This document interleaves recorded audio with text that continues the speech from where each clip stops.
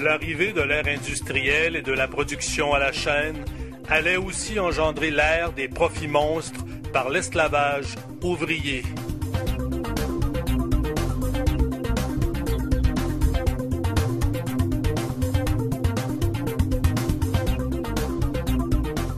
Les patrons, propriétaires des grandes cités ouvrières, récupèrent l'argent versé en salaire à leurs employés en leur revendant les biens matériels qu'ils ont eux-mêmes fabriqués.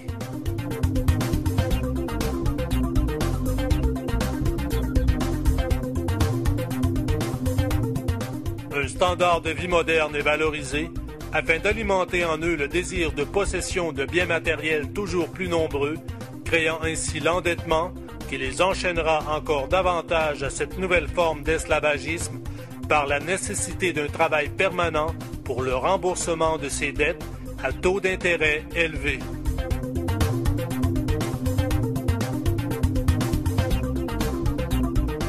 La peur de perdre ses biens, du confort et du mode de vie s'y rattachant est alimentée par les compagnies d'assurance, ce qui garantit au système une main-d'œuvre docile et soumise par la crainte de perdre ce qu'il possède, mais qui, en réalité, appartient aux banques.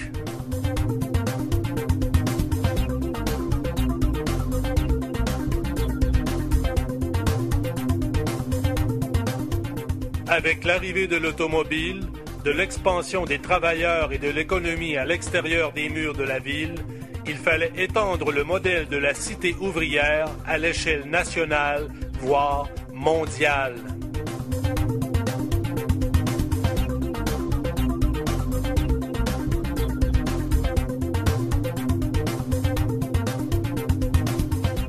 L'expansion de ce pouvoir par la possession des moyens de production et la récolte de sommes de plus en plus faramineuses a évolué en ce que nous appelons aujourd'hui la mondialisation.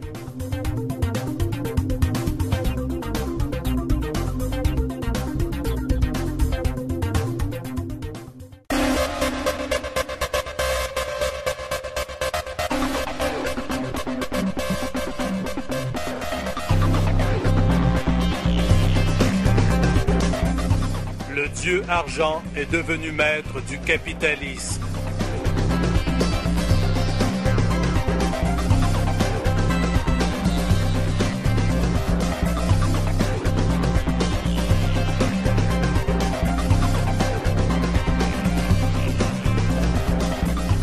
Le profit et le bénéfice net est devenu le nouveau culte des actionnaires corporatifs assoiffés de pouvoir.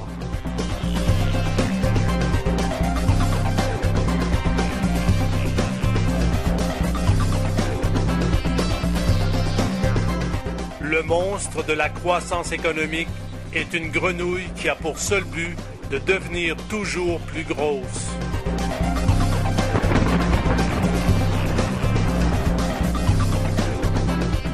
Insatiable, elle dévore les richesses naturelles de la planète, pollue tout sur son passage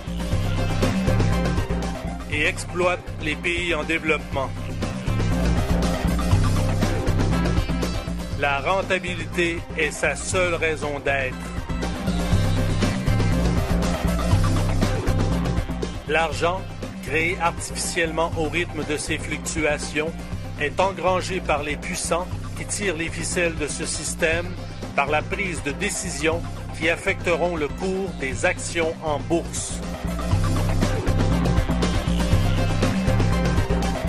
Les crises et les récessions sont créées afin d'équilibrer le système lorsqu'il y a risque d'éclatement de la grenouille, et cela au détriment des petits investisseurs et de la classe ouvrière.